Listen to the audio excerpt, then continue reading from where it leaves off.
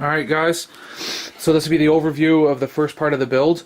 I'm going to try something different with a different camera here. So anyways, so here it is. So this is the Losi 5B, just the front end completely redone. Build went pretty smooth for the most part. Really no issues other than there's a slight issue right in here.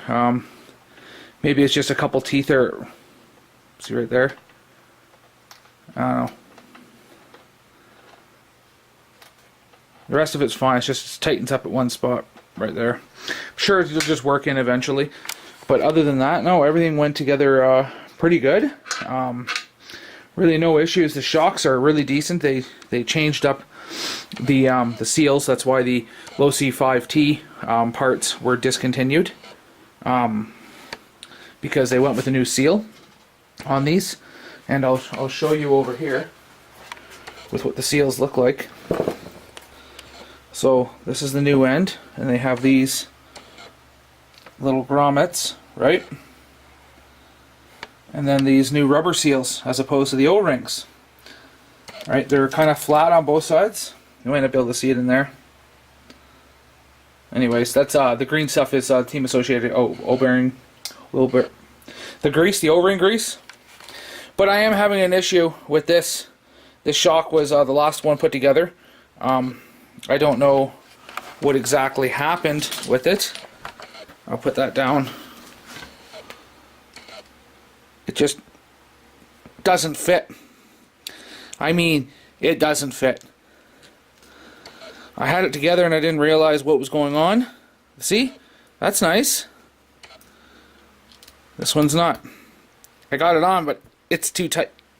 Ugh. Yeah, that shouldn't be like that. So I'm going to measure it.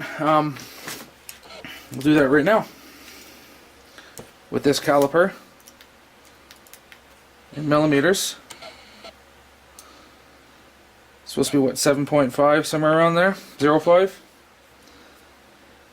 It's 0.08. Well, this caliper is really not the greatest. So it's off. Anyways, I'm going to just try to machine it off myself. I'm going to call Horizon Hobby and see. I'm not ragging on them or anything. I just noticed that sometimes when you build kits, sometimes there's problems. And sometimes they like to know what the problems are, so that way they can fix it for future builds. But other than that, these are really nice. They went with solid color now, color matching everything, and then they just make the color of the spring down here at the bottom. That's kind of cool. I like that. These are nice little touches. I did add something a little bit different from the stock.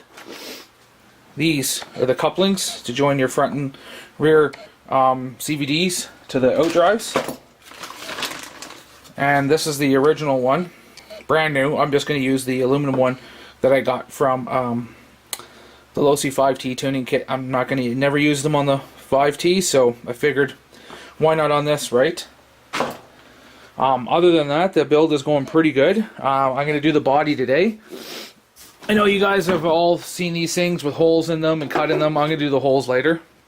But for now, basically, I'm just going to do a pretty basic one color coat. That's actually going to be about 15, 16 layers, but pretty much just all somewhat even. But I'm going to go with my usual blue fleck, like this guy here. This is a Kyosho Inferno 3 e-buggy. And I'm going to go with pretty much the same pattern as that, because I really like, I don't know if you can see the fleck at all in that, but I do all my bodies like that, including that one over there, which is for my race MO5 right here, this guy. I know it's not large scale, but I really like racing this thing. It's a lot of fun. So anyways, back to this body here. A lot of guys are drilling thousands of holes all through this whole thing. I guess they're having major heat issues with the battery and everything overheating. To be honest, I wouldn't. I would expect that to actually happen because of how enclosed this thing is compared to the big front end. So I'm probably going to cut the front out here, and then I'm going to apply. I don't know if I have it kicking around. Just some window screen. I'm going to glue in here on the other side some shoe goo. And I'm going to shoe goo all the major holes. I'm going to cut out the little ones. No, not so much, but the big ones, yeah. Just so some of the tracks we run at here, they're not pristine like down in the States, or even in the Walton, Ontario, or the RC Acres. Ours have, you know, one track we race on is a lot of rocks. The other one is pretty dusty, very loose. So, but still, that's the last thing you want is a big, huge rock to get smashed up into there. It comes flying into here and gets caught up on this thing or your pinion and just wreaks havoc. I'm a clean freak. All my rigs are pretty clean for the most part. So that's why I would like to keep everything pretty clean. So other than that, the build is going really well. I'm enjoying it. I really like it. It's a great kit. I've always wanted one. But sacrificing a lot to pay for this. Yeah, so anyways, that's about it. Hope you enjoyed the build so far, and you know, subscribe if you want. Just starting out, so we'll see what happens, where this goes. Thanks. Alright guys, so I got the center diff in. It's pretty much the same, other than that it's a two-piece. Well, it's not the same, but I mean it's somewhat the same. This is a two-piece design here, so there's a gasket here, 8 screws as opposed to just the 4 on this side. But these brakes is what I was wanting to talk about here. If you've been a Losi 5 fan, or even the Losi 5B here, I've realized that these brakes have come a long way. There's a lot of aftermarket parts, aftermarket companies, MIP, who else? Access RC, and there's a couple other companies there. I got the modified rotors personally, but just the regular ones here, the regular pads. I really hope Losi decides to come out with a whole brake system, not just like they have just these and this, but I'm thinking just the pads too. For if you have to buy a rebuild, you shouldn't have to buy the whole shoot and match. The rotors and the pads and all the gear too. I mean, I guess you could use it for spares and stuff, but other than that, man, I really like them. We'll see how they hold up anyways. The fact that this, I'm going to do the spring mod on mine. I'm going to try to anyways and see. I got to find those big springs, but I did this on the other one. So basically, sometimes, like this one specifically is going to have a bit of, it sticks here. I know my modified one doesn't, just because it has bearings, but so I've seen one guy do this to prevent the rattling, and also too when you go throttle, if these things don't go with it to go to throttle, then you'll have part of the brakes on. So basically you set these springs so that it pulls forward, it locks, and then when it goes forward, the springs activate to keep these things open. So that's what I'm going to do anyways.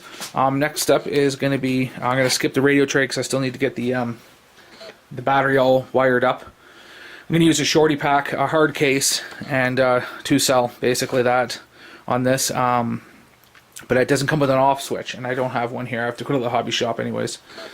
But I'm going to do the back next, the rear, and we'll see what happens. And then I'm painting the body right now. I'll make a little video of how I did it. And then the tires, I got a good idea. A lot of people online told me about them, and I'm going to see what happens. Different types of glues, prepping them with some nail polish remover, acetone, but I'm actually going to get to hold it in place. The glue's fine, but to hold the tire in place while it's being glued is what my big concern is. So, alright, well that's it then anyways for this. I'll talk to you guys later.